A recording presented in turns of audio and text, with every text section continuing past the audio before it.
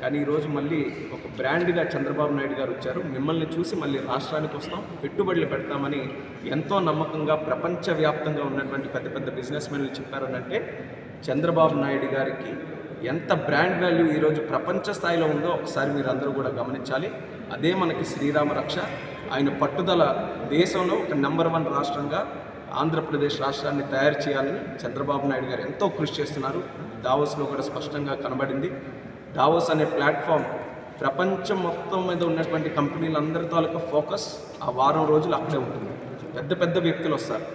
అటువంటి సమయంలో మనం కానీ మన ఆంధ్రప్రదేశ్ రాష్ట్రాన్ని మనం సరిగ్గా మార్కెట్ చేయగలిగితే, మన తాలూకా అడ్వాంటేజెస్ ఏవైతే ఉన్నాయో అందరికీ కూడా తెలియజేయగలిగితే రానున్న కాలంలో ఆ కంపెనీలన్నీ కూడా మన దగ్గరికి వస్తాయి.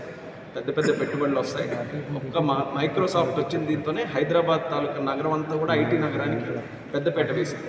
ఈరోజు లోకేష్ అన్న గారి తాలూకా సహకారంతో విశాఖపట్నంలో 10,000 TCS తాలూకు ఉద్యోగాలు వచ్చాయి.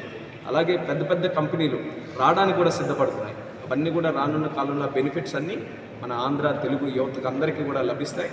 మరి నమ్మకంతో పనిచేస్తున్నాం, ప్రజల మీద చిత్తశుద్ధితో పనిచేస్తున్నాం.